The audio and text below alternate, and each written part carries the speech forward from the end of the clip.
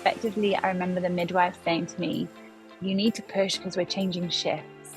And I'm a people pleaser and exhausted at this point. So I just push. Now my brain, after 39 hours of no water, no food, and just tiredness, thinks I've popped my baby's head. Welcome to More Than Mama, the podcast, where we dive into the highs and lows of motherhood and everything in between.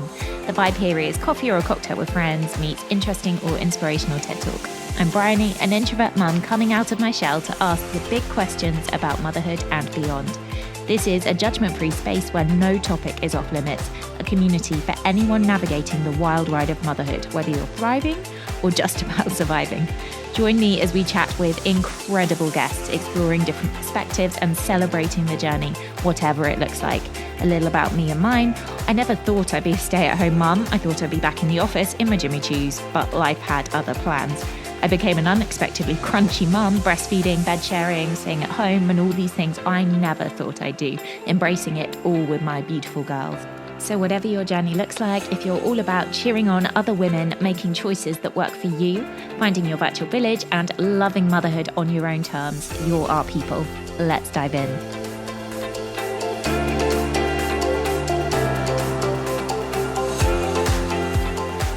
This is it. Welcome to the first ever episode of More Than Mama, the podcast. I'm really excited to share an amazing first episode with you as well. This is oh my God, I just love this conversation. She has just such amazing big sister energy, I guess. Like I felt like I could have talked to her about anything for hours. So I guess let's jump straight into it. Today, I'm really excited to introduce such an inspiring guest because she's just the perfect person for us to kick off the series with. She so absolutely embodies what it is to be more than just one thing. She encapsulates so much of what this podcast is about. CARLY ROWENA is not only a fitness influencer with a huge online presence, she's one of the OGs on Instagram, but she's also an author, app creator, women's mentor, retreat host.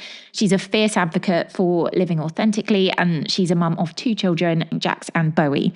So from empowering thousands of women through her fitness journey to sharing the raw and very real sides of motherhood, sex, relationships, everything in between, CARLY has built an amazing community around honesty, strength, and self-love. So in today's conversation, we go absolutely everywhere. We explore so many things. I just absolutely love this chat. Just to give you a little bit of a trigger warning, because we do go into some birth stories and some difficult moments. So just consider whether you're in a space to listen to those parts today.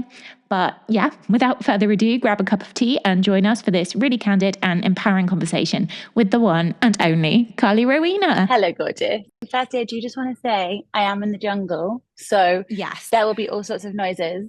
And I do have my kids that are both up also. And there's a baby, so apologies. Absolutely. No, not at all. Don't be silly. Thanks so much for joining. And I know it's super early your time, right? So it's 6:30. I've literally just woken up. My alarm went off and it literally you. didn't, but my alarm didn't go off. So I woke up at 14 minutes past and was like, this is 10-minute morning. Thanks so much for joining so early. And what would mornings normally look like for you guys? I'm in like grey, dismal London right now. So I'm trying to imagine like you guys in the jungle. So mornings waking up here, we've actually just moved house. So we live in Nasara and we have this, I can actually show you the view if this is helpful at all. But the view that I have right now is of all of the trees and the ocean. Oh my gosh. And monkeys. And my daughter just walked into my room with a butterfly on her hand. And was like, morning, mom, look. And she's holding a butterfly and I can hear the geckos doing their little laugh. So yeah, a morning here is generally waking up with the light, which is normally around sort of 5-ish. Not this morning though. This morning our baby didn't sleep through the night, so we took all that we could and our bodies naturally just woke up at like 10 past 6. Yeah, sometimes you got to do that, right? Yeah, definitely. How old is Bowie now? So Bowie is 8 months. He's coming on to the 9 months in, 9 months out situation, which feels crazy to me. Time has gone really fast. Yeah, it's amazing. Did you find that it went a bit faster second time?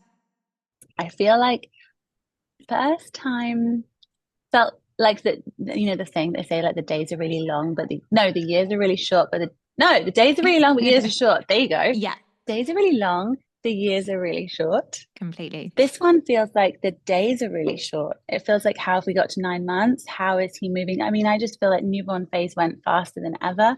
And I was so prepared to soak it in more this time, but I still think because you don't have the ability to be as present because you have Mhm. another little human running around. And Yeah. also, we moved countries, we're exploring ourselves. So, no, this time feels even faster. Yeah, I found exactly the same. I was very like with my second, I'm really gonna savor it. We had quite a tough first baby experience as well. So actually I was like, this time I'm really gonna, stop and really drink it all in.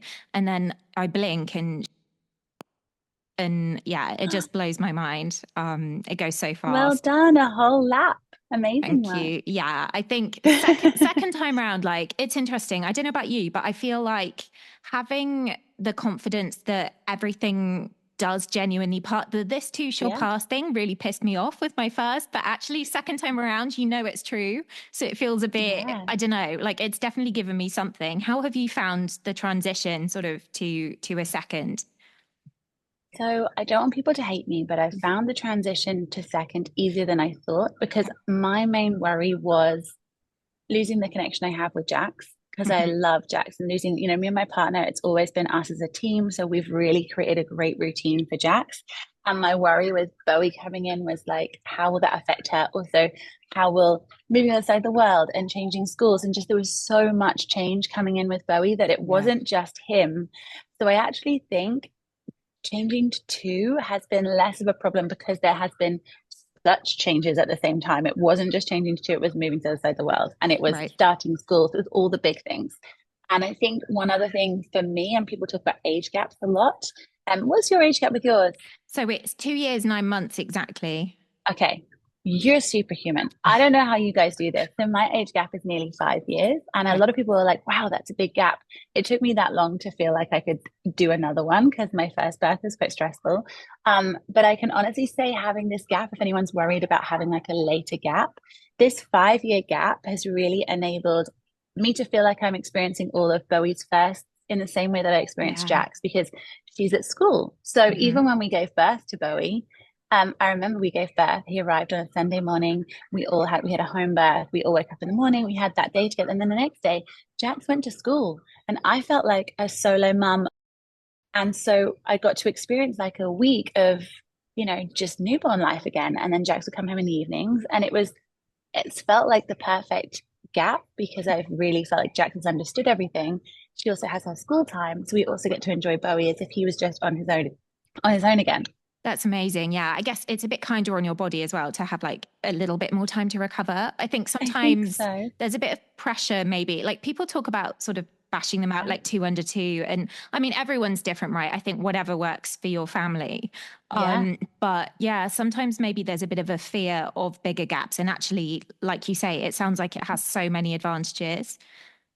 Yeah, I mean, I understand two under two, and I know that it must be so hard in the beginning, but then they get to play with each other and you get that, oh, Mm. spider. Ah! Oh my And then you God. get that experience of like he just crawled across in front. uh, Then you get that experience of obviously them being very, very close, which is wonderful. I wasn't intending on having another child, and it was actually being here that made me go, oh, I can picture like a little boy. And then mm, obviously we have Bowie. But I think, yes, for us, it's like she understands so she can articulate, I'm jealous, I want more time, yeah. I'm annoyed, those kind of things, which is lovely. Pulls on the heartstrings, obviously, when they Yep. say it, but they can communicate. And she can also, really now see, I guess, what parents go through raising a child. She's very aware of like, he cries a lot or it's stressful. And it's kind of good learning for her to. I think she was Yeah. saying that she was so excited to have a brother because she could teach him how to skateboard. And I was like, cool. And she was thinking that would have happened in the first week. And I was like, no, babies are really boring for a while, babe. He's just Yeah. going to be a potato. And so she's kind of realized like the process of growing as a human. Yeah, that's really cool. It's interesting because in some ways, I always said I'd do what you guys did and wait a bit longer until my eldest was at school. But because actually she had colic and really bad silent reflux, she screamed pretty much nonstop for the first 6 months. Oh, Um, and my husband and I, like when we got to, I think it was about 18 months, I was like, oh, we said we were going to do a second. This is the first point at which I'm like, I might not die if we do it right now. And I just want to get the hard, like in the nicest possible way. the I was hard like, I over. want to do the hard bit now, get it over with, Mhm. and then emerge to a bit more normalcy. Do you know what I mean? Yeah, you are so incredible because I would have been like, I am never doing that again. Honestly, Jax was such an easy baby. We had colic in the beginning, but actually looking back now, and I'm sure yours was. I think ours for us, we realized she was actually just exhausted. We hadn't got the sleep sorted because we God, realized with Bowie he had very similar symptoms as Jax, but we interesting. did sleep work with him so soon on Mm, it stopped. So I think okay. looking back, you know how you kind of able to look at your not mistakes, but we're learning, right? No Yeah, one's yeah, done this totally. before. It's your first time. We've been able to kind of correct a couple of those things and be like, okay, I know what this is. Yeah. So you feel a bit bad, like Jax, like, I'm really sorry. Yes, you did. You cried a lot more than Bowie does, but that's because we now know what we're doing. Yeah, we were laughing actually the other day. We were talking about it with somebody and we were saying, oh my God, I can't believe we changed her nappy every time we saw like a bit of a blue line with our first. And I was like, how much money did we waste on nappies? That's Uh-huh. insanity. Like, but you know, first time Yeah. parents, you're like, oh, I want to do this right. What do I do? Oh, completely. And I can say that from being here in the jungle, actually, like, Jax Yeah. had, and I'm very privileged to say this, Jax had just the best of the best stuff. She really did. And obviously, being an online creator, I was so kindly gifted so many things to make Yeah. motherhood so much more pleasurable. And then Bowie coming out here, he doesn't have any clothes, he doesn't have any toys. I can't find any for him. He plays with the like one of his favorite toys is the Calpol syringe. Like Oh, honestly, the yeah. things that we are playing with. And Amazing. the nappies here are, I was using kitten kin, beautiful nappies. Now he's the only option here was Pampers for a while, which is Right. absolutely fine, but just wouldn't been what I was choosing. Sure. And I just realized how different his like experience is to hers. And he will never know any different. And actually it's been blissful watching. But it's so interesting with your first, they do kind of get all that precious wonder, all the best stuff. And then second generally gets like hand me downs. Yeah. I don't know about you as well, but I think with my first, I had so much like anxiety to get it right. And I Mm-hmm. was also very hung up on all the kind of, I didn't want to pass on my like traumas and my issues and Of how do I do course. this parenting thing like right. Whereas actually, I think relaxing with my second and just kind of knowing that she's going to be okay, I've probably Yeah. oddly been better, like ironically, without sort of trying so hard in the nicest possible way. Because obviously I do still try to be a good mum, but do you know what I mean? Like without that kind of Of course. forcing it and like panicking and Yeah. Yeah, overthinking but I think we're just everything. terrified. Yeah. I think we're just terrified and we can see and hear and read so much now. And so of course we're a bit like, I'm just gonna mess this up. And you feel like one tiny thing is just gonna change or cause trauma or trigger them for later. And I think that is probably the bliss. And I also find the sad part of having a second is that they get less of your attention, Yeah. not because you don't love them, but they have to because there is Hmm. another person. And so they have to be more relaxed. They have to be more relaxed baby, because you can't get to them immediately when they're screaming. Yeah. You can't get to them immediately. Like with feeding them, it's not just sitting there beautifully doing airplane with them, you're also feeding someone else. And so I don't know if that makes them more relaxed. And then obviously everyone says your second becomes a hellraiser because they're like, look at me. Yeah. But I feel like right now, and obviously Bo is only nearly 9 months, he's at this blissful stage where he's just very content because I guess he knows we'll come to him in time. Yeah. Yeah, exactly. And I guess I wonder if they build a little more frustration tolerance slightly sooner, because obviously I with think your so. first, if the second they say jump, you can, right? And so you do. Whereas with Yeah. your second, you got your hands full with two. So Yeah. yeah. Yeah, and I definitely explained that to my daughter as well. I have to say things like, we actually had a really dangerous situation, which I shared on social media yesterday, where we have a beautiful decking here, and one of my favorite things is we have a little stocker baby bath, and my son sits in that with his toys, and Jax was doing some painting, and I was like, oh, this is lovely, this is beautiful, and then Jax decided, I don't want to paint. Can you get it something else for me? And I was like, no, Bowie's in the bath. I can't, my love. Can you go get it? Meltdown. No, you need to go get it. I can't find it. But she has a very short fuse. Right. And I'm like, oh, okay. And I was like, okay, just watch. Literally, her bedroom is just behind this door. So I was like, I'll quickly grab something. In that time, and it must have been 10 seconds, I come back. Bowie is like laying on his back, paddling, water over his mouth. And it wasn't a lot of water, but it was enough. And he Right. was eyes open. I was like, he's drowning. And Jax was playing next to Terrifying. him, didn't, not that she should, didn't even notice. Yeah. And I was like, obviously terrified. I will forget, forever have that core memory. Lesson learned. Bowie was fine. But it just shows to you that you just you are juggling two. Yeah. And it's like a choice sometimes. And I have to be more, now I've realized I'm a people pleaser by nature. I have to be more like, no, Jax, you're going to have that meltdown because I have Yeah. to keep this person safe. Whereas he's so content and easy that I'm almost like, yeah, it's fine. I'll go sort the one that's not so content and easy right now. Yeah. And it's this toss up between the two. So, I'm really sorry. And to anyone that triggers, it's not a nice story, but it luckily taught our family a very big lesson. And I think it did teach Jax a big lesson too of like, we Mm. can't leave Bowie. He's not a toy. Like, I don't Yeah. know if you've had it where my daughter likes to pick him up a lot. Yeah. And I'm like, that's beautiful, but he's not a toy. Like, Yeah. he's not a Barbie. And he's telling you visibly that he doesn't like that. So we need to stop. Mm-hmm. And just things like that are just new when you're onto your Yeah. second.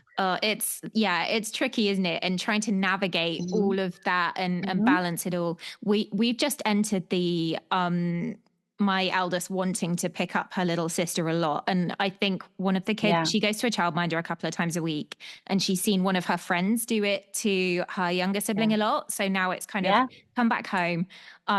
But yeah, because I think I've seen you share stuff on sort of consent and body autonomy as well, Of and how course. you handle it Mm-hmm. with Jax. But I keep trying to have these conversations with her, not just that she's the boss of her body, but how that works with, if Otti, my littlest one, if she doesn't want to be touched, she can't say no yet because she's just a baby, but Yeah. she can say no with her body. She's moving away. It doesn't Yeah. feel good for Very her. important. So you have to respect her no. But Mm. she struggles with it that way round. If Otti's touching Yeah. Eloise, Eloise is very quick to say no, respect my no, get off me. Which it's hard because obviously siblings fighting, but I want that. That's the lesson I want learned, right? But It's yeah, the important. other That's way round, important. it's tricky. Yeah. I feel with you. And Jax was the same. And actually, she'd seen videos of kids wearing their siblings like in a sling. Oh, But okay, obviously, yeah. she doesn't understand age. So Mm-hmm. I was like, I think these kids are more like 8 or 9. Maybe they're young, but they looked older. So she was like really wanting to put him in a Oh, sling.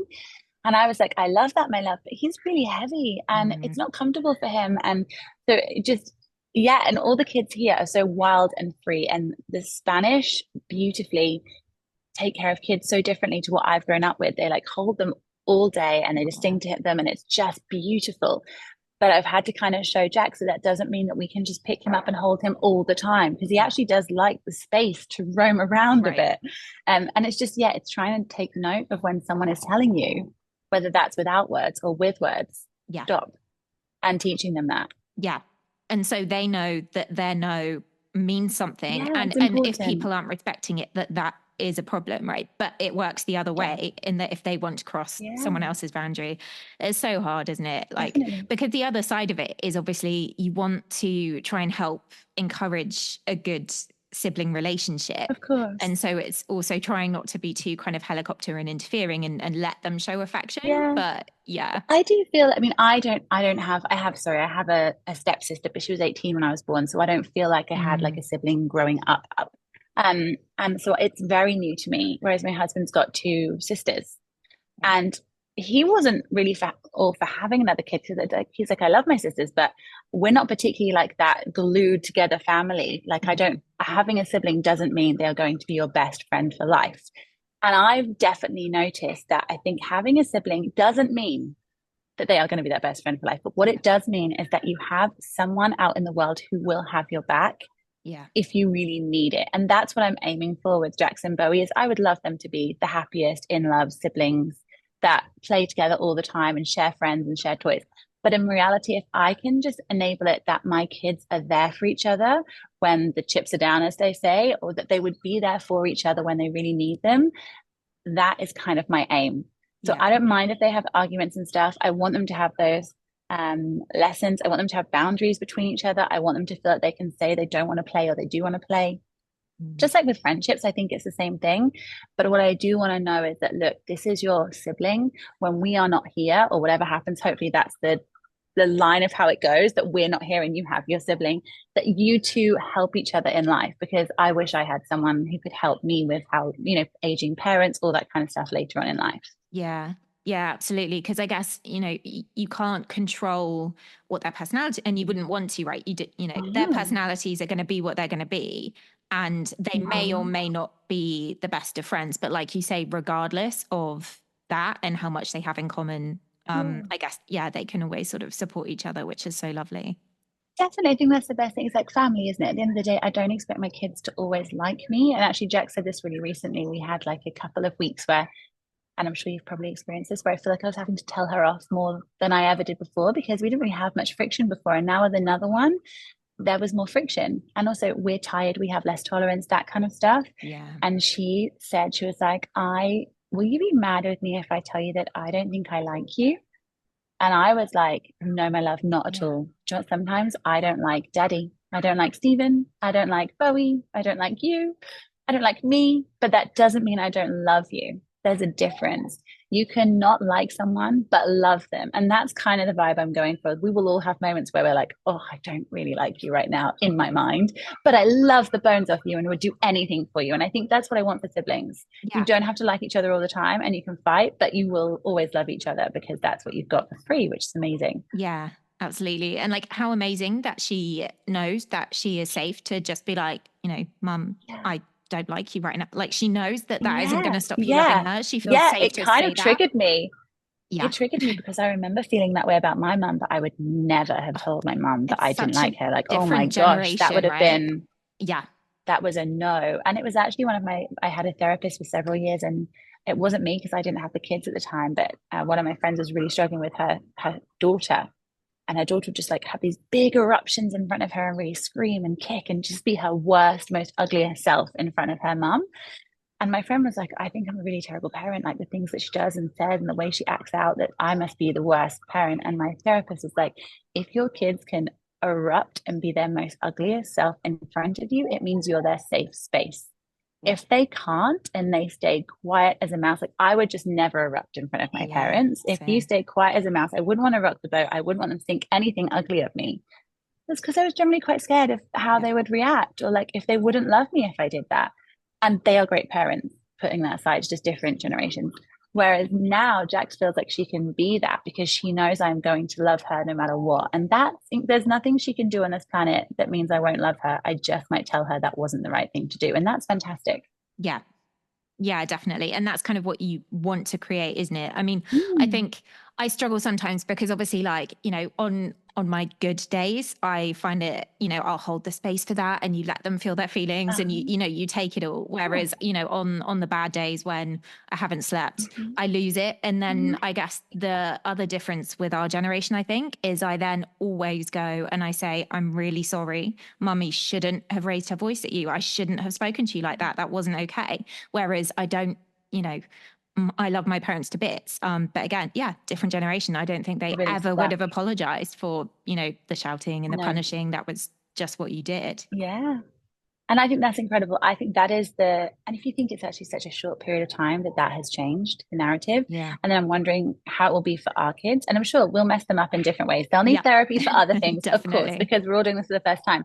But I do truly believe that there's nothing wrong with seeing your parents lose their SISHIT. There's Yeah. nothing wrong with that. And there's nothing wrong with, having a moment where you act out of character. What is important is that they see how you resolve that and that you say sorry. Yeah. And I actually think I know a couple of people that try, they try and have their arguments in the gardens their kids don't see, or they try and have these big discussions when their kids are asleep and stuff. And I'm like, I understand that, but I actually don't think there's anything wrong with kids seeing you struggle with something, because think of their huge tantrums and their struggles and Yeah. everything. And actually, it's a bit like teaching them to ride a bike. You show them you trying to ride them trying to ride a bike, they understand. You having your arguments, as long as they're not horrendous in the language and stuff, I don't think it's bad as long as they see you come together and resolve it and say you're sorry and have a hug or a kiss and then talk to them about it. I don't think that's bad. I actually would have preferred that than the thinking your parents are superheroes and never have any problems. Yeah. And then growing up and realizing, oh my gosh, no, they had all of them. They just hid them. Yeah, well, at my dad's house, we knew that a closed kitchen door and then sort of the Yes. sound from inside was bad. And it was quite scary. And like, I think I do struggle because there's that instinct to protect your kids in there from like whatever it is. But then, yeah, you sort of, it's a learning curve for everyone, isn't it? I mean, we Yeah. have found that because my eldest, she's nearly 4 and she's Mm, super perceptive. She'll notice that even if we're not like arguing, she can tell if my tone is getting a little bit of whatever. course. So she's like, Mhm. "Mummy, speak kind words to Daddy." And it's kind of annoying in the moment, but you're like, you know what, you're right, like I'm sorry, Yeah. mummy is feeling frustrated, and it is a Yeah. good like opportunity to kind of It is. work it It's a good out. like reminder. And I've also noticed one thing that I think a lot of parents did, and I find myself trying not to do that so hard, but it's really easily done, is almost when you're having those moments, is almost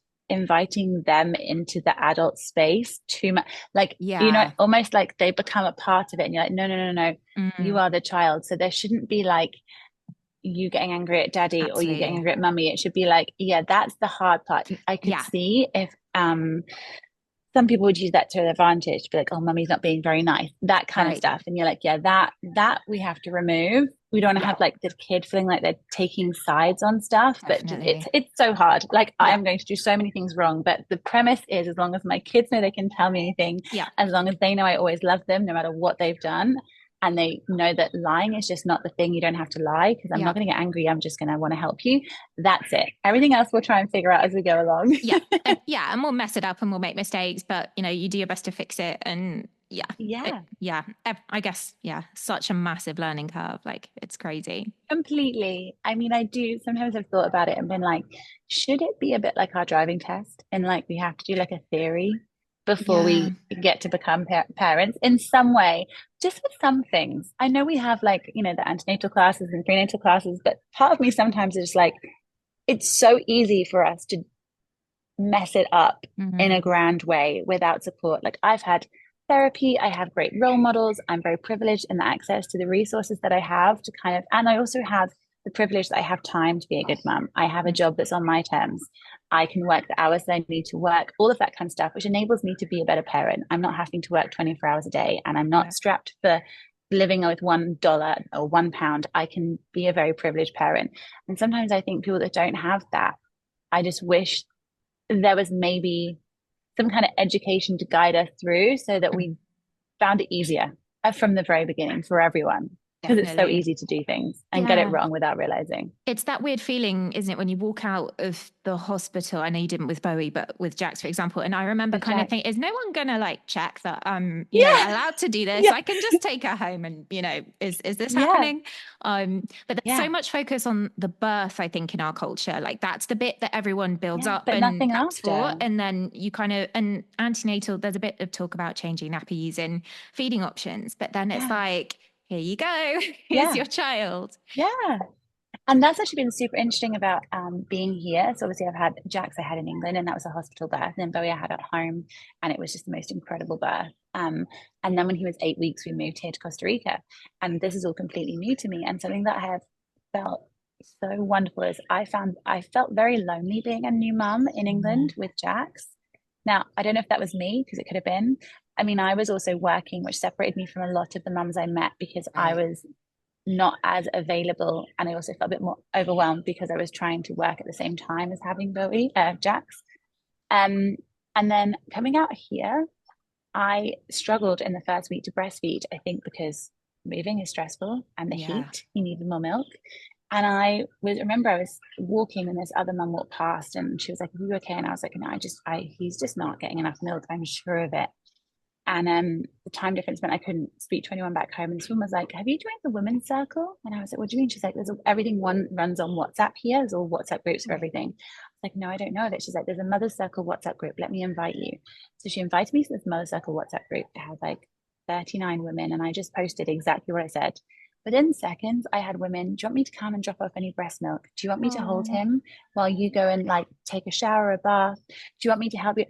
It was literally outpours of I have formula, I have this. There was no, it was just absolute strangers offering me the ultimate help and support. wow. And that has continued the whole way through. Maybe it's because we're all strangers living in a space, we're all navigating it through. And when you're where you normally come from, you presume you've got that natural help support network. Yeah. But it has blown my mind in that I feel so supported and so taken care of with my second in a space where technically I knew no one.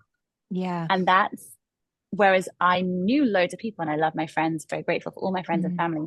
But I feel like in England, it's help is still seen as like a negative, and it's like you've got to still like you've got to be able to do it yourself. And Yeah. it's like you all look great when you're at the nursery and the soft play and everyone's looking, they've really got the handle on it. And then behind closed doors, it can just be the most loneliest thing. Yeah. Yeah. The And that's so hard. isolation, it came as a Yeah. bit of a shock, I think. Like I wasn't Yeah. expecting that. No.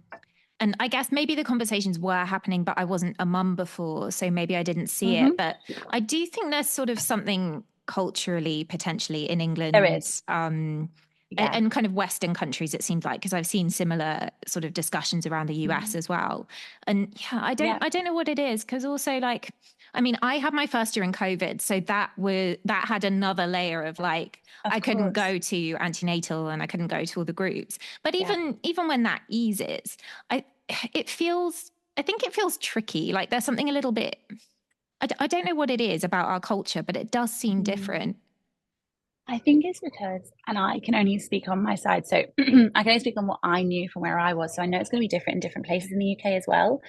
But I feel like in England, it's very much like routine is so important, which it is for kids, but it's also kind of you have to have your kids in bed by 7. And if you were to go out, you'd go out without your kids. It's Mm. not like you go to a nice restaurant with your kids, maybe in some places, but it's very much like you go to parks and playgrounds with your kids and you go and see your friends and stuff. You'd maybe go for dinners at like breakfast and lunch with your kids, but you wouldn't go out for dinners in nice restaurants. Whereas in like different cultures, the kids Mm. are invited along to everything. And everyone kind of knows that your kids are going to be like playing in the park or playing next to you, or they're going to be around. And so everyone's much more up for like helping out, and they don't Right. mind the noise and the mess and the stuff that comes with kids being around. Whereas I feel like in England, it's much more like everything has to look like a sort of like an aesthetic home. The Yeah. kids are still looking beautiful in their clothes and it's all organized and no one's having like a big meltdown. And it's very different. And so I Mm. think that makes you feel like, oh no, I can't go and do that because it would be really stressful. Yeah. Because it's like you're having to put on make your children be little angels when they shouldn't be. They're like little hellraisers Yeah. in situations so it feels comfortable for everybody else. So Yeah. instead you kind of end up just not going. That's so interesting that you say that because, yeah, I think there is a little bit of like, you kind of have sort of child spaces here. And then, kind of Yeah. like you say, after sort of 7, people And the expect it rest to is be adult adult time. spaces. And yeah. And also, there's definitely sort of generationally, I think here, Of I'm actually course. quite chill about judge. For me, I care more about what my kids think of me than strangers. So if they're having a Great. meltdown, I know I'm quite lucky because I know a lot of people feel those kind of eyes on them and find that Of tough. course. And it bounces off at the moment, so I'm grateful for that. But like you Yeah. can see And it. it I should. see Who people, cares? right, exactly. But I do see the looks, and I've had comments as well. Like when I was breastfeeding, actually my second, she was only 8 weeks old, so she was like super tiny. Not that it matters how old they are, but she was really small. And then this guy got up and like complained to the manager about me breastfeeding in public. And again, because I was chill, I Oh, was like whatever. But I really feel for the people who, that really gets to you because, especially as a first yeah. time mum, you just Also, don't who need is it. he to complain about you like giving life to it? Yeah, I will. The whole breastfeeding thing, I feel so strongly about. How could you ever find that? That's their problem, not your problem in Right. any way, shape, or form. And I feel sorry for him that seeing a child feed off a breast is so triggering. That must Right. make life really, really difficult. Yeah. Because that is also something here is that everyone's in their bikinis. I see Yeah. boobs all day long. And I also see a lot more older kids being breastfed out here, which I Okay. didn't really see in England so much. Yeah. I see so many just like on the beach and, even like kids still being in slings much later. And the mum's like Mm, walking around the market getting food and the child is breastfeeding. right. And no one thinks anything of it. And you're like, uh-huh, which is so Mm, strange. And also strangely, postpartum bodies, and I actually do think England's got much better with it. I was terrified to come out here with a postpartum body to a right. holiday destination at like 8 weeks, like Yeah. I love my body, I'm very proud of it, but it's not the body that I feel most comfortable in. Right. It's And still an so I adjustment, was isn't like, it, to the yeah, change? it's Yeah. a beautiful body. It just wasn't the body that I wanted to be in because Yeah. it's changed. And I was really nervous of being on the beach like that. I've never felt more beautiful postpartum Mm, than I did this time around. I don't know what it was, but people were just, I don't know. I'd equate it to, when you're pregnant, and obviously sometimes we feel awful, and I felt awful with Bowie, but you yeah. generally feel pretty damn gorgeous. Yeah. For the most part, we feel gorgeous. Our skin's glowing, our hair is thingy. Hopefully, once we go through all the other phases, I felt beautiful pregnant with Jax. And then when I had Jax, it was like I just stopped glowing one day. It was like the whole pregnancy was like, oh, you're glowing and you're lovely. Then I had Bowie, and then the comments were just like, you look tired. Are you not getting enough Yeah. sleep? And it Thanks. all just like flipped. And all of a sudden, all the lovely comments were going to my daughter, which of course she's Mm. wonderful. I was like, what happened to me? Am I now like just not glowing, not beautiful anymore? Yeah. And whereas when I had Bowie, I was very sick the whole way through, so I didn't feel particularly wonderful. But people, the kind comments are still there. But after having him here, the kind comments have only just erupted even more, and you're wrapped up even more in this. Like, you're glowing, you're a mom. Wow, that's incredible. They're like, they just think you're just the most epitome of woman Yeah. as a mum. And I'm like, oh, I really felt like being a mum was not so cool when I was back home, whereas being a mum here is like so celebrated. Yeah. Yeah, that's amazing. Like, I think Yeah. here, I guess everything that we see of postpartum, people on TV shows Mm. have their baby and then the actresses take the bump out and then they're back to normal, right? Whereas Yeah. you have your Yeah. actual baby and then, especially with your second, like it's quite humbling because my eldest is like, oh, mummy, like, So is there humbling. another baby in there? And I'm like, no, Yeah. that's just, it's going to look like this for a while. It takes its time.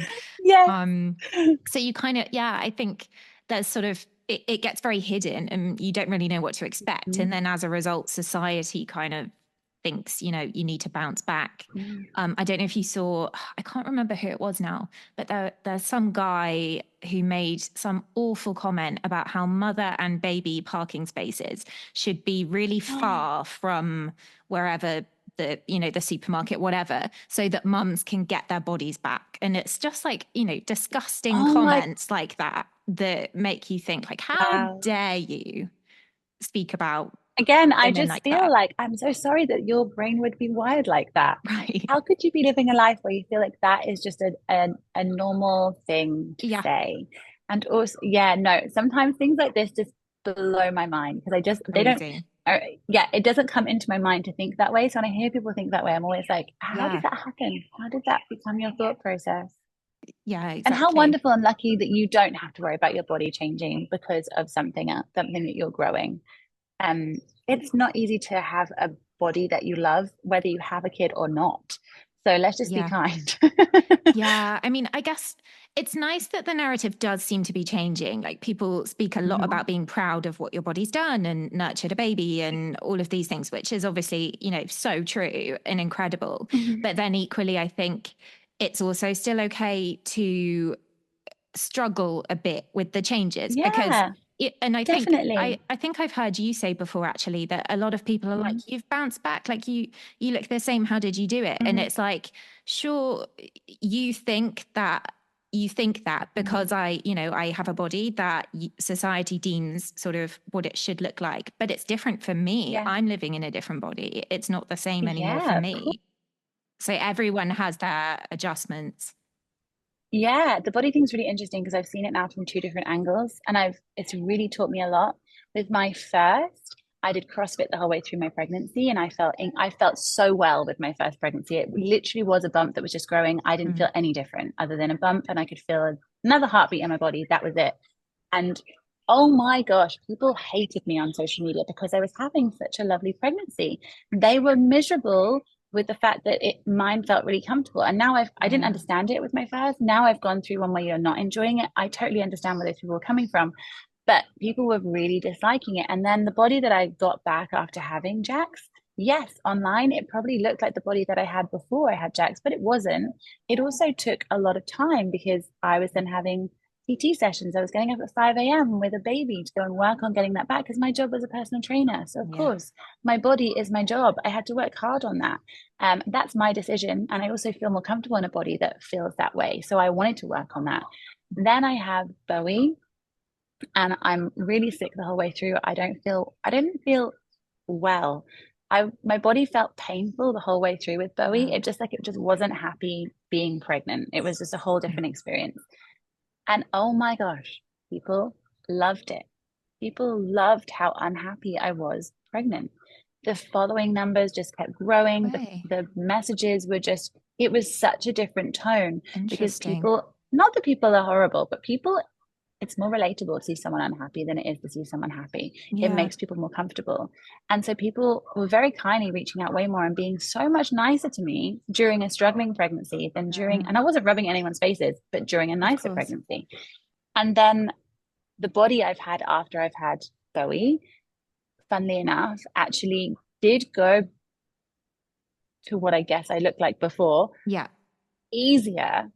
But that was because we had a huge stress of moving to the other side of the world, not because I was exercising, Yeah. because I had another little one to run around for all the time. I don't think I Mm, was actually eating enough because we were prioritizing the other little one and moving overseas and then living in a hot country where you're just sweating all the time.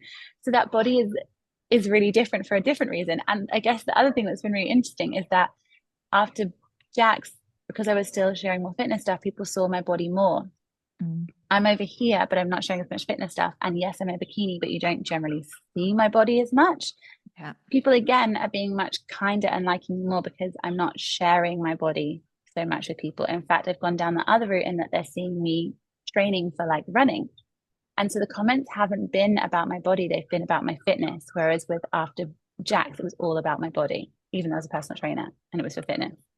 It's so interesting, isn't it? I Yeah. remember that with Jax and like some awful comments that people said about you Yeah. continuing to train through your pregnancy.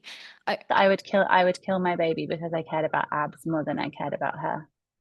like, I'm so sorry that you had to put up with that. And like, I appreciate maybe some people find it triggering if they're having a hard pregnancy, Mm-hmm. and not everybody Of is. But at the course. same time, it's really important, I think, that, everyone should be kind. It's completely Yeah. outrageous. But also, movement obviously is beneficial. It's beneficial for both mum and Yeah. baby, right? So if you feel able, what one Yeah. person does with their body does not mean that you are not saying that what Definitely. is right. And you've never said that. You've always been very clear that, No. No, no, no. what is right for one person is not for everyone.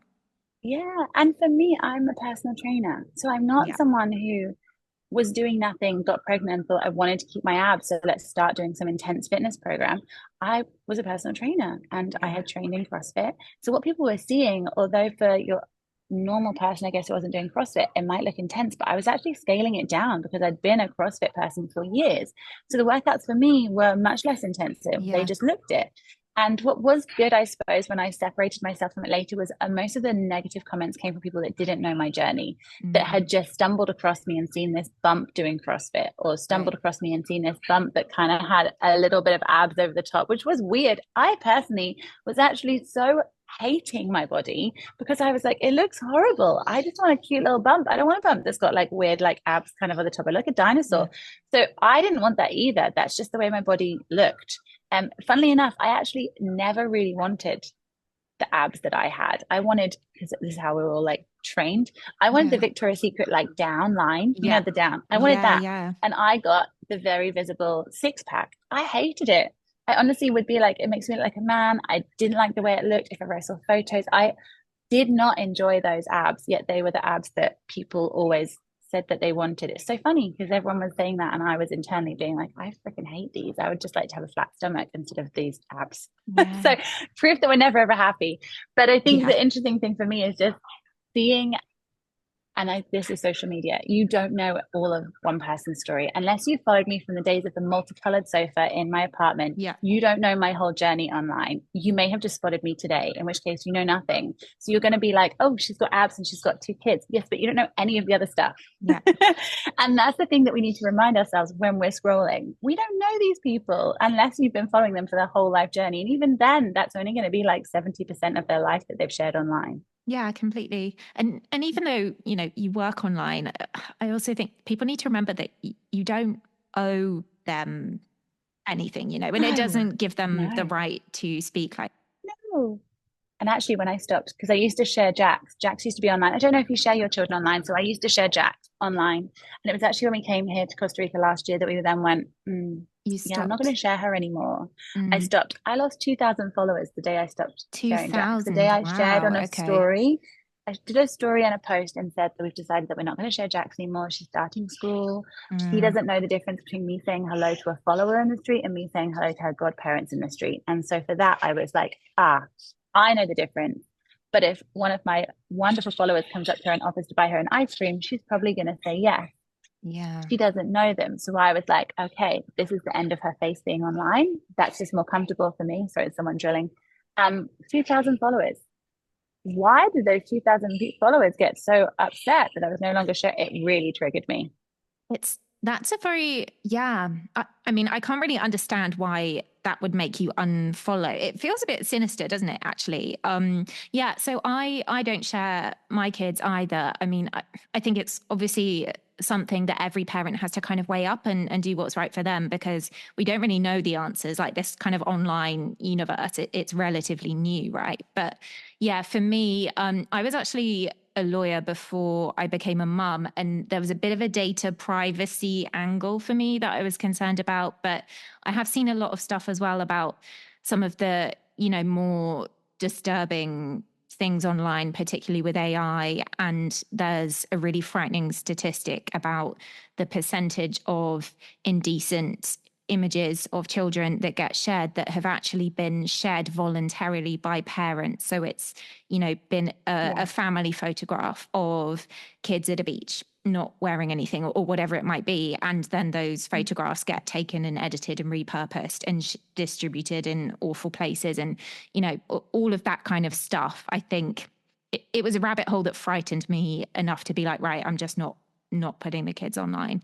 But Yeah, it's I so think that's hard, isn't important. it? Yeah, for me, it was the same. For me, it was the same. It was the idea of like, she doesn't know the difference between a stranger and a follower, a stranger and a person. So Mm, that's just not safety. When she's now going yeah. to spend more of her time away from me, I feel like that makes sense to be keeping her safe. And also, this is my profile. Does her face need to be on? Does that change anything with brand deals? Does that change anything of my story? No, this is not her. If she wants to have one later down the line, that's a whole different thing. But my platform per se does not need her face or his face Yeah. at all. Um, Whereas some platforms I know do. So it's a Yeah. different thing. And I think you just got to be happy. We're never gonna know what's the right decision. But yeah, that's been really interesting to me to kind of go down that route. But I'm Yeah. happy with it and it feels like the right one. Yeah, I think you can only go with your gut, can't you? And what you feel comfortable with. I mean, in some ways it's sad because there's that instinct, I think, whenever you have like a lovely picture and you're like, I just want to share this because you're so damn cute. Like Yeah. you're amazing. But Yeah. yeah, it's, Yeah, I do feel like that because no one's seen Bowie's face, and I'm like, yeah, they're just the cutest things. And also, but then it's also had to remind me to take photos of their face because now I'm so used to trying to not get their yes, faces. capture the back So of the I'm like, head. oh, I have way less photos of Bowie's face because I'm like trying not to get his face, and I'm like, oh, okay, I have to make sure they also get their faces. Yeah, It's so hard. yeah, so funny. Oh, how have you found sort of you and Jax kind of talking about bodies as she's been growing up? I think your was it your first children's book that was all Yes, about body, which is amazing. I think that's absolutely thank incredible. you, How thank you. have you really consciously been navigating that with her, or is it just sort of quite natural and Yeah. I think for me, I don't know about you, but I remember the first time someone commented negatively about my appearance. And it was later, I'm pretty sure it was middle school, and someone said I had really hairy monkey arms and horse-shaped teeth. And I agree. My teeth were really large and they were goofy, and I do have really hairy arms. But I wasn't confident then to have a comment like that. And that yeah, meant I then no longer wore the short polo shorts. And it meant I stopped smiling with my mouth open because I was terrified of like, and I got braces. Um, and I just kept thinking, wow. I mean, I look at my kids and I think they're the most beautiful things in the world, but people are going to have things to comment on. Of course, that's normal. yeah, But I just wanted to prepare her for that first comment, which so quickly stopped me from being comfortable in my skin. mm, And again, I have privilege. Jax is a beautiful, blonde, leggy baby. She has fantastic skin. She's got what is deemed as, perfection that people look for, but she's still going to get those comments, and I want to prepare yeah, her for that. And I also want to prepare her for what she's going to say to other kids. I don't want her to be the yeah, person that says that to someone else. For example, our nanny here is incredible. She's larger than both of us. Jax recently commented and said, how mm, come the nanny's belly is so much bigger than ours? And I was like, okay, so we need this from both angles. I don't want her to be the person that's saying something that makes someone upset. And I want her to make sure that she knows what to do when someone comments on hers.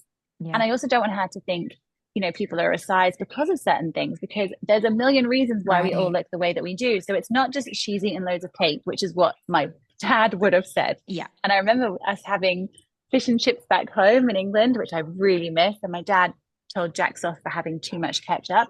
And I was like, that's really the problem on this plate. We're going to talk Yeah. about the too much ketchup. And he kind of said, you don't want to have too much ketchup because then your belly will get bigger. Mm.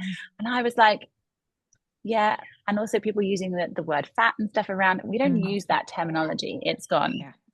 So the book really was a chance in a very simple format for the reader, so the mum, the dad, the parent giver, um, to have a conversation about what our bodies do and how it's more than appearance of what it gives for us, how it's our friend and it's our home. And it's also a very simple reminder for the person reading as well. Because I realized when I was reading to my daughter that I was taking in the story too. And so it would remind me, oh gosh, yeah, on those days where I'm being really horrible to my postpartum body or just my body in general, yeah, but look at all the things it does for me. I Yeah. keep forgetting that. And so you have that discussion.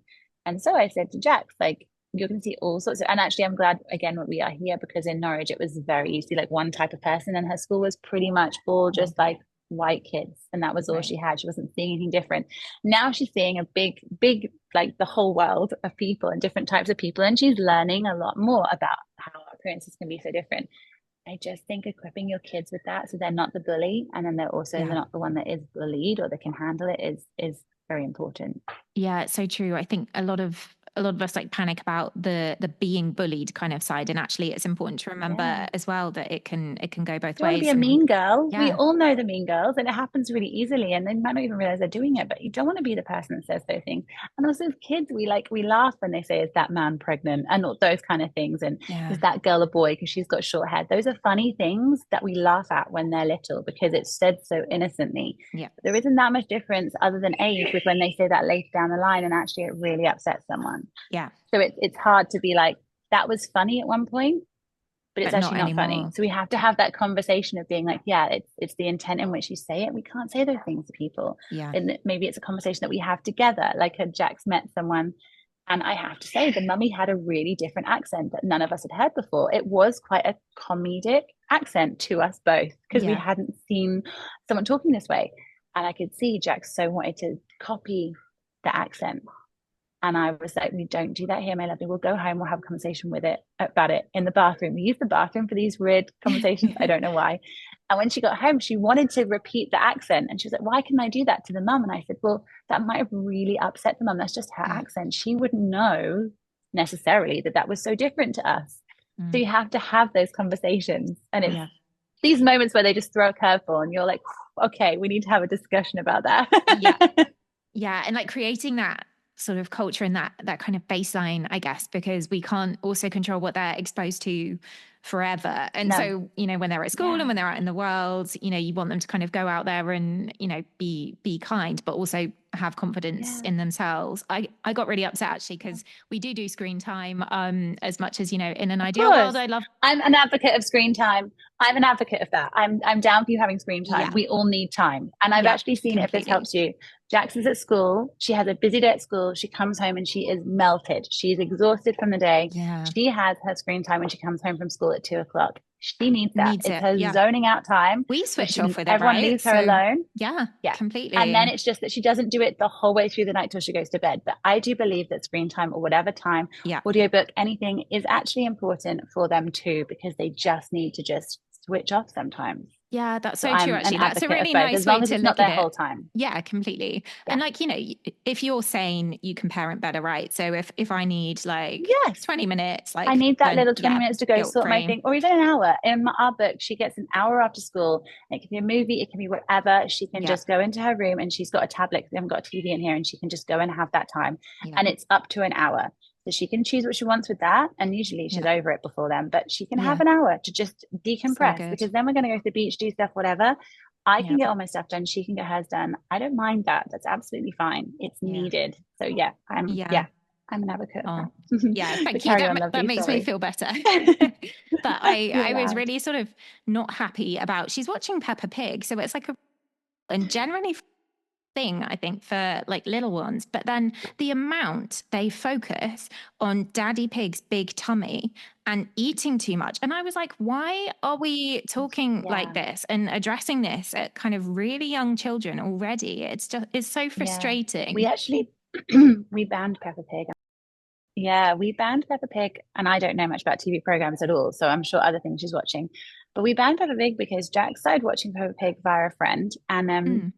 I didn't like Peppa because I found it really annoying. I don't know why. It's just one of those ones that I find really Yeah. annoying. But anyway, she was watching it via a friend and she came home one day and said she'd always happily eaten her vegetables. And she suddenly just went, Yeah. vegetables, ugh. And I was Mm-hmm. like, what? Where's What? that come from? And it's because George George says he won't doesn't like eat them. vegetables in a Yeah. couple of the episodes.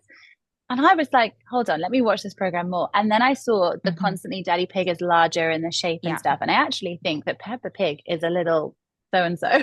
She's so snotty and she's so rude to her parents Yeah. and she's really rude to her brother. So I'm sorry to people that love Peppa Pig, but I actually didn't like how that was kind of playing Yeah. out. And so we actually banned Peppa Pig because I felt that her words were not great and the stuff that were being Yeah. saying. Because Jax decided from then on, no more vegetables. And it was about 6 months of trying to get her to go back on them. Um, 6 months. and so Wow. with the stuff that we get her watching, and when no, but now she's getting older, it's so much harder to control, definitely because she's seeing things at like school and all Yeah. sorts. But now we've tried to stick to like Bluey, which we absolutely adore, different things that, yeah, try not to approach those subjects in the way Hmm. that we were just fed them so easily. And another funny thing to mention is I talk a lot with my clients, female clients, about relationships. And Mm. sorry, can you hear that? The person who's doing something drilling down there, typical jungle stuff. Okay, sorry guys, I'm so sorry. It's full jungle vibes. Everyone's getting ready for work. Um, is you know how when we grew up watching like Disney movies Yeah. and you're all like we all have this idea of this knight in shining armor coming and like it was beautiful and we grew up being like, I want that. She watches Disney movies and the only thing she takes from them is why is one of the parents always dead? That was her take from them. And I was like, I never noticed that as a kid. I never thought, why is the stepmom always mean or why is one of the parents always dead? I was like, oh, a 19 shining armor and I get to wear a pretty dress. She doesn't see that at all. She just sees Interesting. these movies are strange. Why do they always kill off one of the parents? And I'm like, you're very right. You're going to do very well in the world. Yeah. It's amazing what they pick up, isn't it? It's so true. Actually, Yeah. that was something that worried me because my almost 4-year-old, that was our prompt for having to start talking about Mhm. death. And Yeah. I was like, oh, like didn't really want to do this now, but I'm gonna have to It's sometime. horrible. That's why I wrote the book. I wrote Butterflies Live for 30 Days, which came out like a month ago for exactly that reason, because death is really uncomfortable. Yeah. But it is the one thing we all know is going to happen. So it should really be like one of the first things that we kind of train ourselves for how to have that conversation. And I know Yeah. why we don't want it, because you get those heartbreaking words of, but I don't want you to die, mummy, or Yeah. I don't want to die, mummy. And that's awful. And it Yeah. makes me shiver. It's horrible. I don't want that. But what I don't want is for you to not understand. And my parents did it one way. They shielded me from it by never letting me go to funerals, never seeing any of our animals dead, Okay. which was their route of doing it. But actually it means I've got to the age of 37 and I hadn't seen death. So I'm terrified Mm-mm. of it, because now when I have it, it's going to be my parents. It's going to be a big one. It's not going to Yeah. be, and I mean, pets and stuff is just as big. But if I'd perhaps seen Yeah. my cats, dogs, grandparents pass younger, I would have been able to then find this easier. But now I'm going to have to deal with the biggest death happening, if Yeah. that makes sense. Yeah. And I just kept thinking for Jax, it's the narrative we all face, because now I'm in that phase, being in my late 30s. I'm seeing lots of people lose their grandparents. Lots of my friends are losing their parents. Pets are now going, Stephen's 10. So realistically, not that I want him to be, is hopefully going to be the next one. And I'm myself devastated for the thought of that. I thought, Mm. I don't want this for Jax, that it happens for her and I make it something that's even more scary than it feels. Yeah. So I remember at school, the narrative they were using was that they've gone away or that they've gone in their sleep. And Right. then my friend's dad was saying that his mum is now a star. And I'm like, these are beautiful, beautiful things to say. But then I saw the other side, which was that my friend's son, when it was winter, it was great because he could see his grandma in the sky as a star. But when summer came and he'd finished nursery, the stars are not out. Yeah. So then he was like, where is that person? Devastated, they've gone. Where are they? Because they're thinking they're a star. And then I saw with the gone to sleep, Jax wouldn't sleep. I don't want to die in my sleep. Or the gone away. Where have they gone? Why have they left me? Yeah. So these things that make us feel more comfortable to say are actually, for kids who are really quite literal, awful, Yeah. because it doesn't make like sense. So then I thought, okay, I'm going to have this conversation with Jax. And realistically, and I'm speaking from my own personal opinion, I don't know what happens when we die. I'm also not Mhm. religious. So for me, it's what do I want to imagine happens? What do I want to decide happens when I go somewhere or you go somewhere? What do I want to think? And that's what the book is. It's literally a chance to sit down and think, what do we want to decide? So maybe you do want to go with the star thing. That's fine as long as it's on your kids' terms and they understand that that's their Yeah, decision. Like Jack's decided that she thinks of us all like crabs because she's seen I death love a that. lot here. She's seen more death in this time than I have because the jungle, things are always dying. I mean, you literally, there was a beautiful butterfly yesterday and it was struggling on the thing. We went and got it some water, put it down, and it died in Mhm. front of us. Now, that for me as a kid would have been so confronting. But Jack's just like, oh, and then 5 minutes later, the Yeah. ants have destroyed it. Its wings are off. It's being Oh my carried God. away. And she's seen dead monkeys on the road. She's seen a dead dog of which she took its toenail. I saw a dead Oh, shark on the beach yesterday. Like death is everywhere for her now. So she yeah. doesn't see it as a thing at all. But she's decided that we're like crabs and effectively the shell breaks and we go and get another shell. So I guess reincarnation by that idea. Yeah. And that's what she's really comfortable with. And so now when we're having a conversation, she's so free with it. She's like, oh, well, when Stephen goes, I wonder what dog he's going to turn into. And when you go, and so it's given her that ability to kind of have an idea. So it's not going to shock her as much. It will still make her cry, I'm sure, when things happen, or maybe she won't. But it's not going to be it's not going to be a conversation that happens because something has died. She's already prepared, which I think, Yeah. and I'm guessing here, but I think that feels better. Yeah, completely. So for anyone who hasn't come across it already, it's Butterflies Live for 30 Days, isn't it? And Butterflies live for 30 days. it's Yeah, so it's just beautiful. about, it's like the life cycle of animals, Yeah. effectively. And it just, yeah, uses animals to talk about how long that they live for. And then that we effectively don't know what happens. And then you can then decide. And it can be used, if you are religious, it can be used to use that term to then Yeah. describe religion to them in that way. If you're not, you can create something if you have. Yeah, it's kind of done with like the little one's grandma is passing and just trying to decide what's happening in that respect. Yeah. But it's just a chance to kind of be honest with our kids and say we don't know. Because I mean, I don't know anyone who fully knows. So we just say we don't know. So let's decide, where do you want to think of me as going? Yeah. And I feel like that feels better. So now, Really. yeah, I mean, she's totally fine with death now. Probably too fine with death now. Yeah. Taking toenails and picking up dead things all the time. I mean, But I yeah. would prefer that than how I feel about death, definitely. Yeah, completely. I mean, I guess nature is like the OG teacher of It's this a stuff, right? hard So the world. jungle is hell of a place to be. So, It is such a hard world. Yeah, you literally see like if yeah, I mean, if I am to drop anything or anything is to die, it will be picked up and carried away very far. And for example, like vultures are everywhere here, and they aren't a very beautiful bird. And I'm like, when I see them, and it shows what we've been brought up to think, I'm a bit like, oh, like I just think a yeah. vulture is not great. Jack was like, no, they're the cleaners of the world. They're so important. They're so Oh, special. And I'm like, it's very that's true. If we didn't amazing. have vultures, this jungle would smell awful because they're the ones Yeah. that get rid of everything. It's just, again, generational and circumstantial, how different we're both seeing things. Yeah.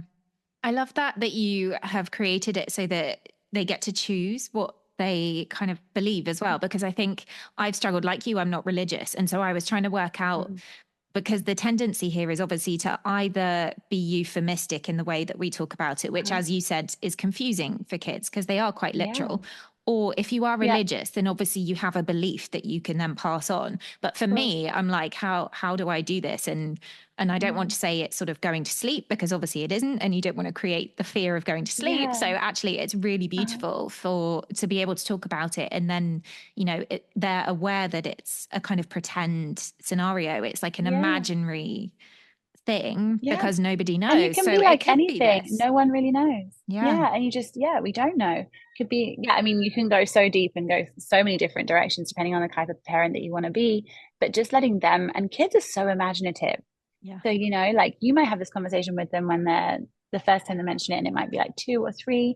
You might end up having it throughout the years. Effectively, it's a book that you're not going to read every night as their bedtime story. You can if you want to, but effectively, it's Yeah. there when you really need it. And so, as you go through the years with them, that story they're telling themselves is probably also going to change, and you're probably going to discuss it more deeply each time. And that's what you kind of want. Like at the age 3 or 4, we're talking about it, and she's like, it's a crab, but she might then be like, oh, but what if this and this? And it's going to change the whole way through as she experiences more stuff. So, yeah, it's just a book that's asking a question, and then as a family you can kind of decide through the experiences that you've had. Yeah. I think sometimes we build up the conversations in our head as well because you're worried about their reaction or how upset they're going to be or asking certain things. Yeah. And actually, sometimes it's amazing how like practical and just like, oh, okay, cool, whatever they are. Like Yeah. we had sort of the death chat, and then the other one for me was sort of now that she's getting a bit older and going to be going to preschool, I wanted some sort of body safety talk. We've always been really sort of strict on using like anatomically correct terms and things. Like Yeah. I didn't learn the word vulva until I was like shockingly old. Like I have no idea, probably in my 20s. I don't know. It's actually really Yeah. like No, embarrassing. same. It's terrible. I remember when Jax walked in to our, because we've always been very, very open. Jax walked into the kitchen and said, "Mum, how come I have three holes?" And I went, "Do you know you have?" How do I you, didn't yeah, even know I had three. And I for a didn't know. second, I was like, "We have two." And then my brain went, "No, of course we have three." And I was like, "How do you?" I didn't know that till I was late 20s, till Yeah. sexual experiences. I learned any of that stuff. And I'm like, wow, she'd got a mirror and she'd taken a good old look. And I was like, well done, you, because you're Wow. 3.5, nearly 4. I love that. She's learning. Yeah. And I just think, yeah, just the bodily awareness and all of this stuff is just, Yeah. it's amazing, and it really helps them in those factors. And I think, again, it's just really important. And the same, Jax actually told me off because the other day at our house, it's our house, she can be naked as much as she wants. And there was a little boy who was in the other house, and he kept going into the pool. We were sharing a pool. His parents, he was 4, kept letting him go in the pool naked. And Jax had been having a swimming costume on, and I was like, "Jax, you can be naked if you want." She was like, "No, no, no, because then he'll see my privacy." And I was like, "Okay, fine." Yeah. And I was like, it was just because this little boy was that I was then like, "Yeah, if you want to be my love, it's fine." Whereas we had been putting her clothes on when other people were there. And she was like, "Yeah, no, he'll see my privacy." I was like, "Okay, fine. Yeah, we leave swimming costume on if you want it on for this time." Yeah. So they remind you. Yeah. Yeah, they do. It's amazing, isn't it? Like, I think, yeah, I distinctly remember like being a child. I didn't know how old I would have been and thinking, like, being terrified, being like, how can a baby ever fit out of someone's wee hole? Like, how is that possible? Like, and then, yeah, later you discover there are 3 and you're like, oh my God. Yeah, it's so clever. We actually, there's another book, good book for that called Make a Baby. It's really bizarre. I'll Okay. have to like send you the link, but it's Yeah. like really bold colors. It's just a bit, it feels like you've taken mushrooms reading the book. It's like a real Right. weird trip of a book, but it explains through how you make a baby, and it's so good. And I had to give it to Jax because she really wanted to know. She was so curious, and it really goes through. It's really cool because it goes through coming out via cesarean or coming out Oh, in whatever amazing. ways, and it also talks through like not everyone can have kids, and it's just so clever. And that sometimes it'll be painful and sometimes it won't. And Jax loved that book. And it really helped me because I was really struggling to describe how this would all have worked for her. Yeah. But she got it so easily. And yeah, and then again, then she wasn't, and we had a home birth. So I wanted to prepare her for whatever she might see or witness happening at the home because you never know how a birth is going to go. Yeah. And this book was just the dream. Yeah, it was really That cool. sounds amazing. Yeah, I'll have to look that one up. That sounds incredible. Send you a link. Yeah. So just really quickly then, I'm conscious of your time, but winding back the clock then to those births, because that home birth with Bowie Yeah, sounds amazing. And I know it was really different from your first birth yeah, with Jax, two right? So completely could different you ones. just talk a little bit about those Of course. and what Yeah, you of think maybe course. the difference was that kind of really Yeah, made the difference for Jax? of course. With So my Bowie, first sorry. Yeah. birth, no, you're fine, Dylan. My first pregnancy with Jax, glorious pregnancy. My birth was in hospital. I was actually really excited for the birth, and I remember in my brain being like, "It's going to be like a CrossFit workout. It's going to be." I was so not underprepared. I wasn't prepared for what happened, so I went to hospital, and my body. So I chose not to watch any videos or listen to any things because I didn't want it to skew. Sorry, there's a monkey jumping, and I was like, My God. "It's a monkey." And I didn't want to take on anyone's stories because I didn't want it to adjust how I was maybe feeling, Right. which I think now maybe I would have watched a few more because I didn't know about the shock syndrome. So I basically, my Okay. body went into full shock. So I shook uncontrollably from like 4 hours in when contractions started. I just didn't stop shaking. Mm. And I'd done hypnobirthing and I was so excited, but the shaking meant it was really virtually impossible to zone out of my body because it was like this the whole time. And it meant I only felt contractions if I was standing. So fast forward to it now being the 39th hour of standing over a basin in the hospital, shaking. I wanted to have the bath, but the bath, I wanted it hotter because it was so like, it just felt cold because I was so tired. Mm. Um, And I just remember holding onto the bathroom sink, and I wasn't doing the breathing I wanted. I was making like some Xena warrior princess noise thing. And it was, I had only had some paracetamol. I wanted some food, and I think I don't know what was going on at the time, but it didn't feel like it went that well. Like I didn't have the support I felt that I needed. My husband was incredible, but yeah, I didn't have water, I didn't have food.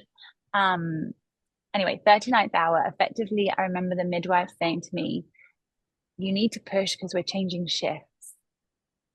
And I'm a people pleaser and exhausted at this Uh, point. So I just push and I push and I'm standing. So this is the image that I have. And this is why it took me so long to have Bowie.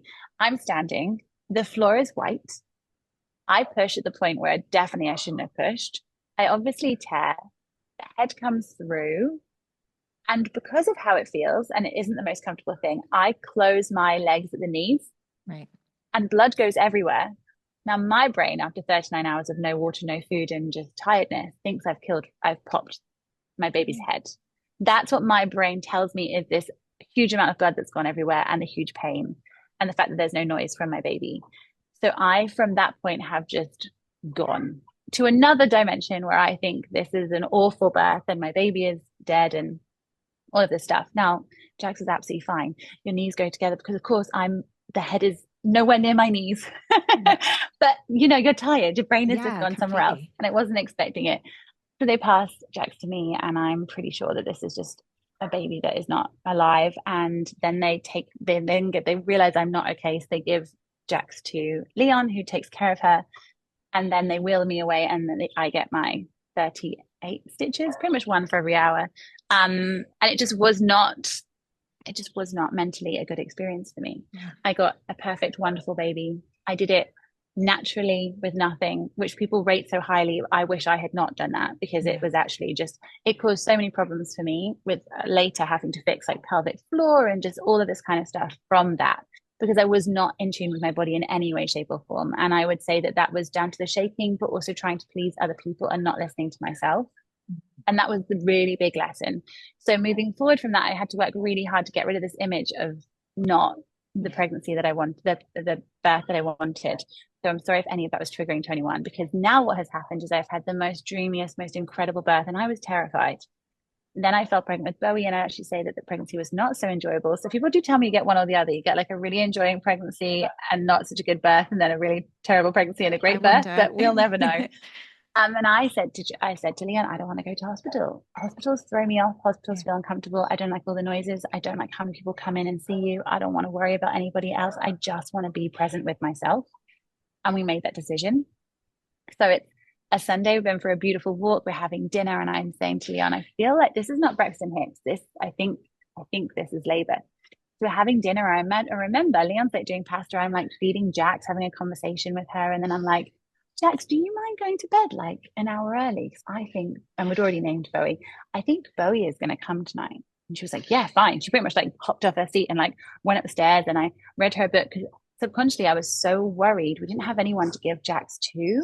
Mm. If for me to go to hospital, there was a big part of me that was like, I don't want, if it's 39 hours again, where's Yeah. Jax going to go? Like, we don't have that. There was a part of me that was really worried about her having to go somewhere. So anyway, the idea of her just going upstairs, and we had like a 3-story townhouse. The idea of her going upstairs and sleeping while I give birth to Bo was like, I am doing this and I'm doing this tonight. She's waking up to a brother. So I think I'd already trained my brain that that was what was going to happen. She goes to bed. Now I got kindly sent a comb, like a little Oh, wooden yeah, I know the comb. ones. Yep. Absolute wizardry, that comb. It's just a comb. Everybody go get one. If you are pregnant and giving birth soon, go get yourself a comb. It was a wooden one. I'm sure any comb would be great. I can send you the link to the one that I had, but I'm sure any comb would be great. So anyway, I create this in the corner of our house near like there was a chair. I just put down literally a waterproof sheet. That was it. And my dog comes and sits next to me and my ball. And Leon puts on, I think we put on like Pretty Women on the TV. And it was bonfire night. There was fireworks outside. And we call the hospital and they're like, we're so sorry, we don't have a midwife team today. We're so sorry, we haven't got anyone that can come out. And I'm in the zone. I'm like, Leon, doesn't matter. It'll just be me and you then. I'm not going to Wow. hospital. I'm not going to hospital. And they were talking to that. She was talking. They're like, we'll see if we can find someone. I was like, it's fine. I can totally do this on my own. I'm not going to hospital. Anyway, I can't, I just, the experience of birthing Bowie was such a wow, we are women compared to what I'd had the Mm. first time around. I physically breathed her out. I remember the shift of the pain being kind of in my belly to suddenly the pain switching, the pain switching and being at my back. I remember this whole, I basically was just on my knees with my hands resting on my ball. And I literally was just like, there was no sound really until like the last bit when the head came through. And even Mm. the midwives were like, is she always like this? And Leon was like, no, you should have seen her last birth. Never have I been like this before in my life. But I was like, I am breathing this baby out. Whether it was worrying about Jackson noises, I definitely didn't want to be really loud like I was last time, but I also wanted to feel like I was within my body. So I Yeah. wasn't taking notice. My dog was just licking my leg, sat next to me. I was holding on to him. He was really my midwife. Um, and yeah, it was a completely different, most empowering experience of my entire life. So much so, I still don't want to do it again because it does still have its painful moments. But if I Yes. had to, I would do that birth That over and one. over and over.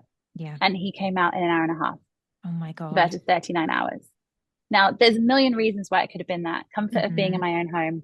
Of course, now knowing what I'm doing because I've done it a first time, although I wouldn't say I learned how to do it from the first time, if that makes sense. Yeah. I also had been doing cold baths. I know there's no science for this, but I continue doing my cold baths. So that really taught me the power of breath through something that's uncomfortable. So I think that definitely contributed to breathing through when you're like in a position of discomfort. There was no hypnobirthing, no nothing other than just breathing through. And Wow. I'm just so grateful that I had that experience.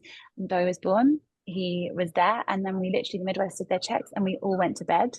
And then Jax woke up to a brother, Oh, and it was just absolute dream experience. that's so beautiful. I'm so glad that you got your kind of, your empowering birth, It like was your the actual perfect dream birth. ending. Yeah. Yeah. Yeah. Like, It was a perfect ending because I don't think I want any more children. Our relationship is enough with the two. So this yeah. is perfect. But I feel like, yeah, I got to experience both sides. And now I can really see when women say they have like a dream pregnancy or an awful pregnancy, I can experience a dream birth or not such a great birth. I feel like I've seen both sides of the coin. I'm grateful for Yep. both life lessons and also proof that it can be completely different. So if you're Yeah. nervous about your pregnancy or your birth, it's no two are the same. Yeah. I guess that's one of the amazing things about having two. You learn that, two kids completely different, two pregnancies can be Completely different, different. two but like Yeah. yeah, it's one of the things about motherhood actually. I think one of my biggest pet peeves is when people talk about their experience like it is the way. So it's like No, love that for you or whatever, different. but equally that's not necessarily what everyone experiences, right? No. So it's Yeah. amazing to have kind of It depends on so many factors. It depends on the type of people you are at that time. And just a couple of years down the line, you're two completely different people again. So two completely yeah, different parents, where you're having it in the world, yeah, and also like, yeah, your beliefs and all sorts. And yeah, there's no two children are the same. They might look really similar. I mean, Jackson yeah. Bowie are basically carbon copies. Someone Are really they? said copy and paste. Yeah, it's mind blowing. Sometimes we're just like, but they are completely different, and the Mm. experience of both of them is completely different. So no, you can have it completely different. If you're worried about having a second and you want a second, but your first has terrified you, there's nothing to say that's going to be the same. Yeah. Yeah, no, thank you so much for sharing that. I You're think that's like welcome. really powerful to end on. And I guess just these last three questions. So, Okay. finally, what do you do that's So I have, and I want people to hate me, but I have started running, and I was never that person. But that does feel like escaping. And I yeah. have literally said to some people sometimes, like, some people have seen me running around here and been like, are you okay? Do you need a lift? I'm like, I'm just escaping. And Yeah. that's what it feels like, which is quite nice. So I have done that. But I've also found it for me, just taking myself on a walk or taking myself for a drive to somewhere, it's just that solo time Yeah. is so important for me. I don't have to be doing anything particular. I just need to be away from everybody else so that I can Hmm. just recoup for a second. Yeah. Yeah, totally. Overstimulate. I think having two kids like definitely Yeah. taught me the meaning of overstimulation. So Yeah. like, yeah, time away, Yeah. so important. Overstimulated. I just need to be away from all of you for a minute so I can just get myself, all my parts back Yeah, together and be ready again. completely. And what has been your biggest revelation about motherhood? It doesn't have to be what you grew up with. Mm, And I say that with respect. It doesn't have yeah. to be what you grew up with or what you've seen other people do either. Yeah, I love that. And what legacy or impact do you want to leave behind, whether that is in parenting or out? I mean, in general, across my whole thing, my social media is just to not make people feel alone. Like, you matter as an individual. What you're going through, you are not alone in that. There is, for every type of thing that you're going through or believing about yourself or everyone else, there is at least thousands of other people who are going through the same. And that's what I want. Like, whatever you're worrying about, whether you think you're not a good mom or you think you're doing things wrong, people are thinking the same thing. So don't be so harsh on yourself. And that's what I want people to think about. You're just not alone, because it can really feel like you are. Yeah. Oh, that's amazing. Thank you so much, CARLY. It's been an Thank absolute you. pleasure. What's the best way Thank you. for people to come and find you if they're interested in your retreats or working one-to-one? What's the best way Yeah. to reach out? Just search Carly with a C and Carly Rowena. But if you put Carly R, I think I come up with most stuff. So Yep. yeah, that's just me. I have I'll all the link social everything in media the show stuff. notes. Thank you. I've got a couple of retreats. I've got one in November and one in March. So come and join me in Costa Rica and have like the ultimate just connection experience. It's fantastic. And yeah, like the books and stuff, they're just on Amazon, available worldwide. So yeah, thank you so much. It's been a pleasure. And now I've got to like quickly brush my teeth and do the school run. Oh, good luck. Thank you so much for chatting Thank so you. early. Welcome. Thank you, Brilliant. my Take love. care. Speak to you soon. That's it for today's episode of the More Than Mama podcast. Thank you so much for listening and being part of our community. If you enjoyed today's conversation, don't forget to subscribe, rate, leave a review, and share with your friends to help us reach more amazing mums like you. Let's continue the conversation. Connect with us on social media at the More Than Mama pod, and I'm also on there as Bryony Writes on Instagram. It's always great to hear your thoughts, stories, and ideas for future episodes. Chat to you soon.